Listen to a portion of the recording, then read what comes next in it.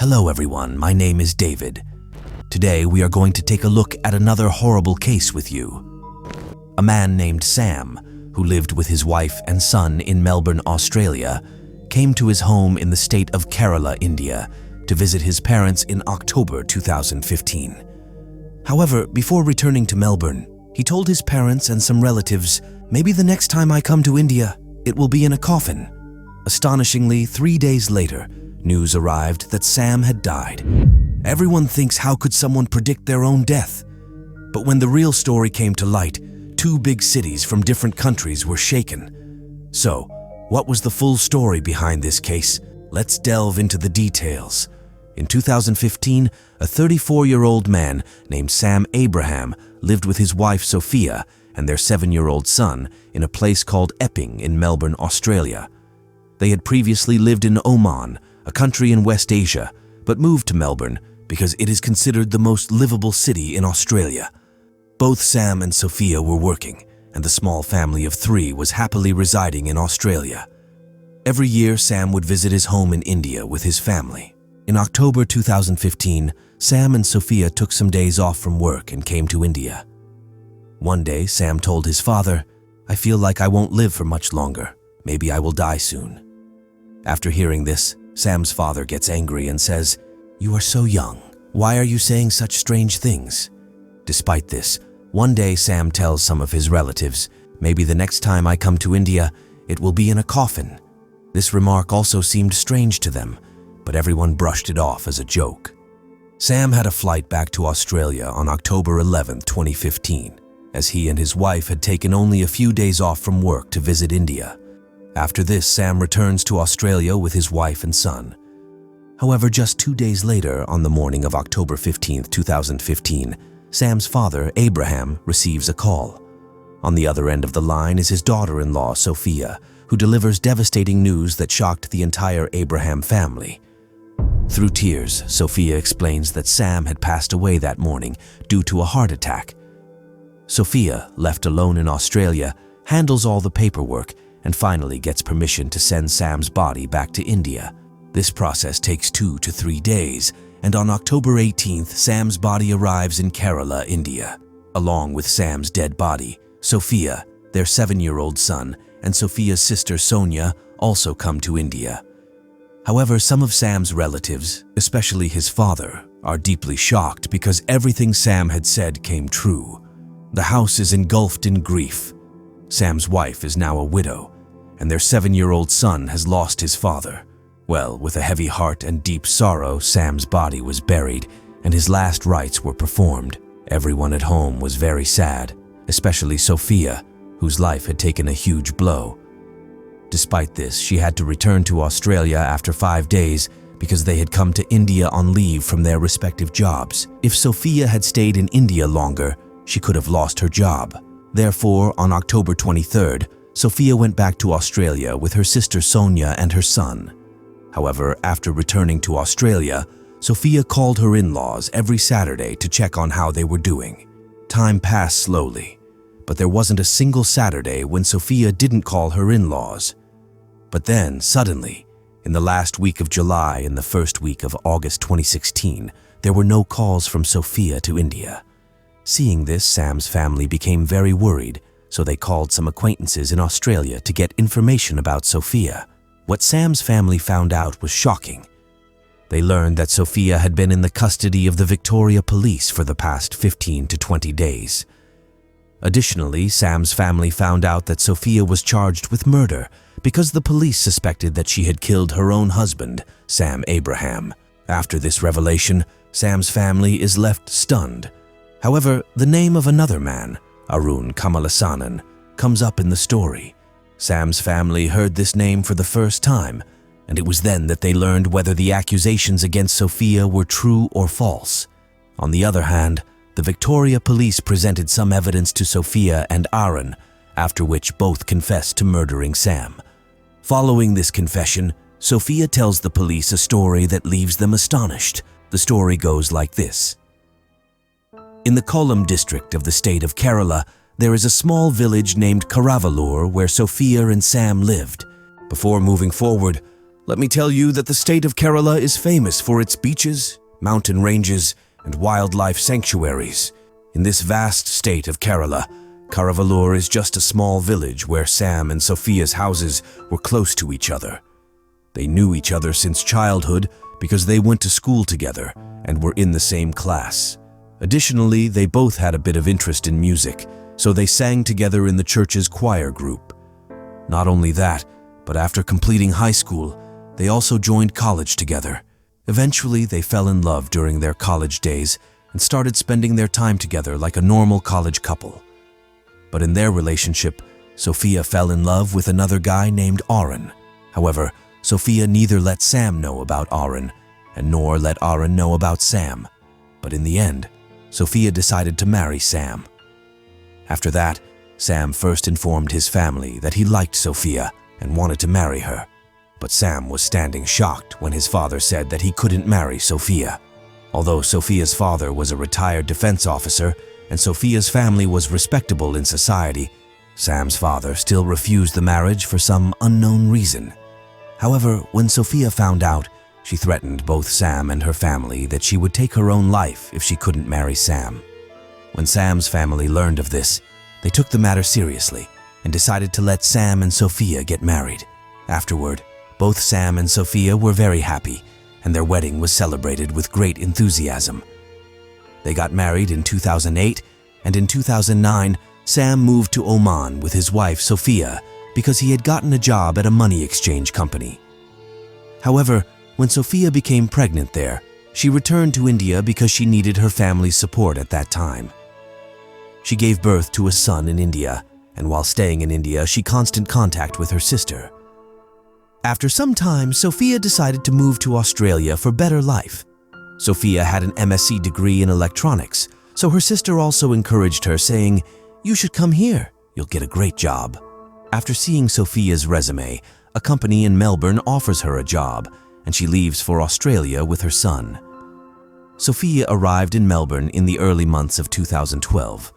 Soon after, Sam also decides that he will move to Australia after some time. He talks to his company and gets his transfer to Australia. Sam reaches Australia in 2013, and their small family of 3 is now lives under same roof.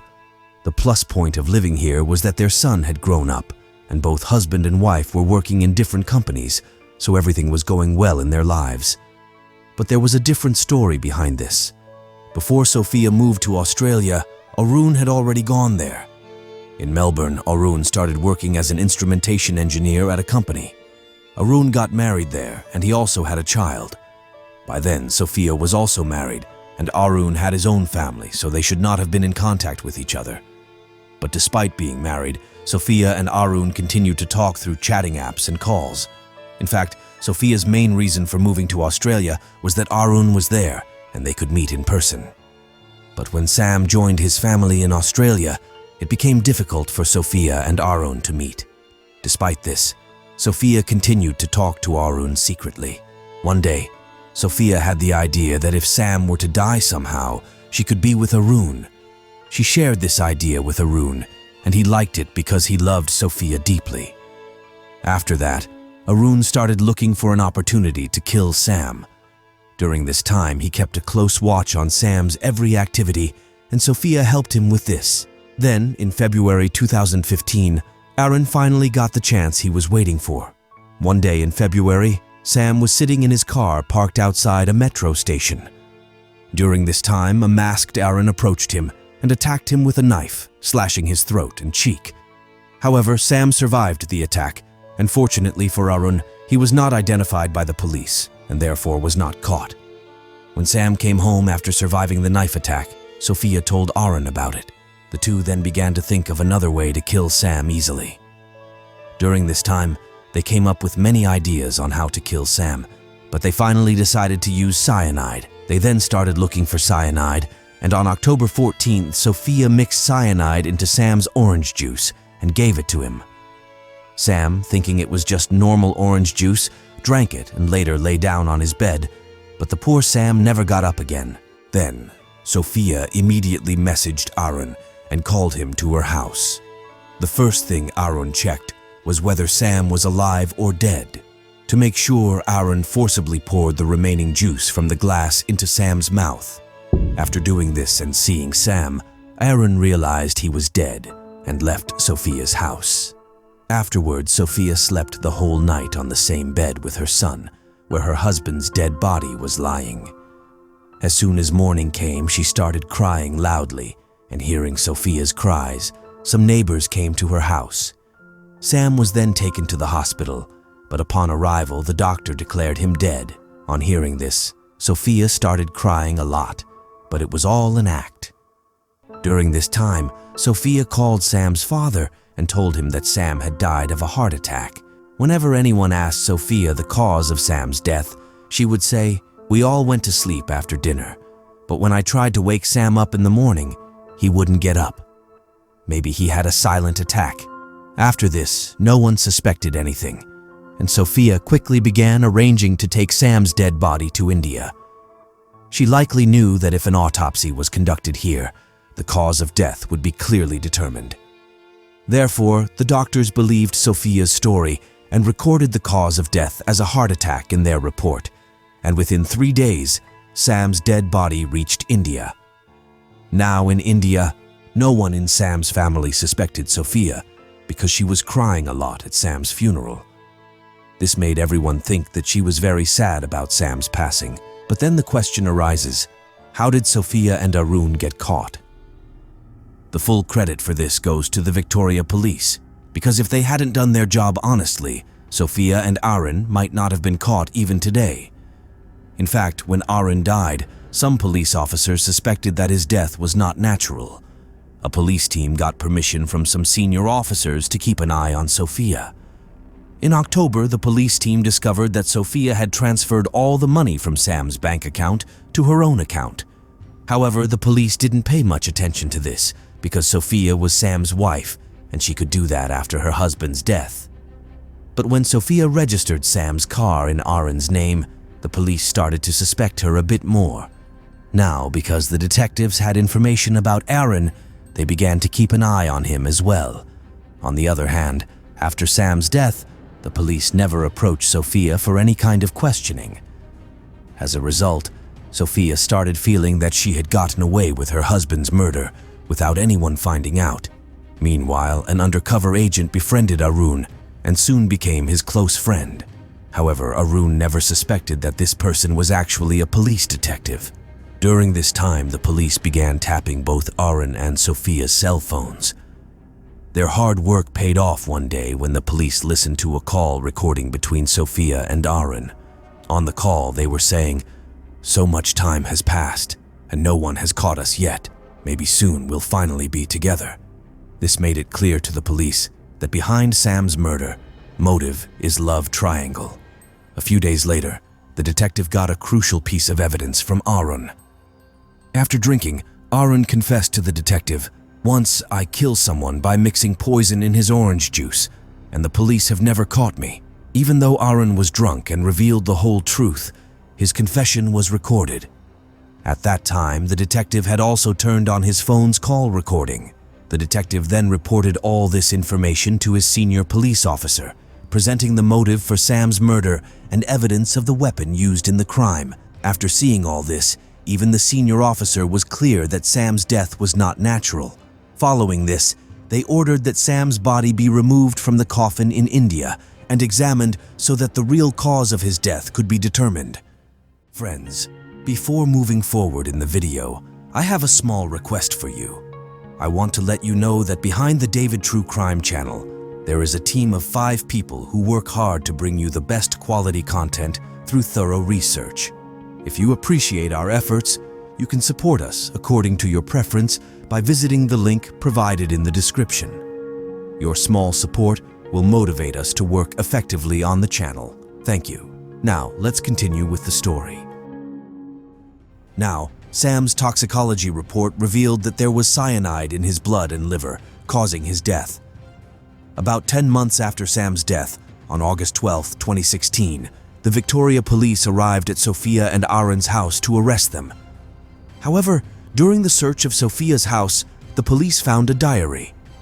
But the diary was written in Malayalam, a language spoken and written in Kerala, so the police sent it to be translated. Afterward, the trial of this case began, and then the police presented Sophia and Arun's call recordings, some of their chats, Sophia's diary translated into English, and Arun's recording before the judge. This was the same recording in which Arun had told the detective that he had committed a murder by poisoning a man. According to a Melbourne-based newspaper, the diary found at Sophia's house sometimes belonged to Sophia and sometimes to Arun. Both of them used to write their feelings in this diary. One entry in this diary by Sophia says, "Can you hold me tight? I want to drift away in your love." In addition, Arun had also written, "She is the best match for me, but what to do? I am sure that one day she will be mine." After this, the Supreme Court of Victoria delivered its verdict. Arun is sentenced to 24 years, during which he will not be eligible for parole before 21 years. On the other hand, Sophia is sentenced to 22 years, during which she cannot be paroled before 18 years. However, during this trial, Sophia broke down in court and said, "I have a small son, so please reduce my sentence." But then the judge remarked, "The unfortunate part is that the biggest victim in this crime is your son, because you killed his father and now you are also going to be sentenced." After that, the court awarded custody of the child to Sophia's sister Sonia, but later on Sam's family demanded to keep their grandson with them, and now Sam's son lives with his grandparents' family. However, there is no information about Arun's wife and his child in this case, so we cannot say anything about them. However, during this time, neither Arun's family nor Sophia's parents seem to have any hint that they know each other. So with that, the Sam Abraham murder case comes to an end right here. Additionally, if you want to recommend any case for us to make a detailed video on, you can write the name of that case in the comments section. If you appreciate our efforts, like and share this video. If you haven't subscribed, do so now. Thank you.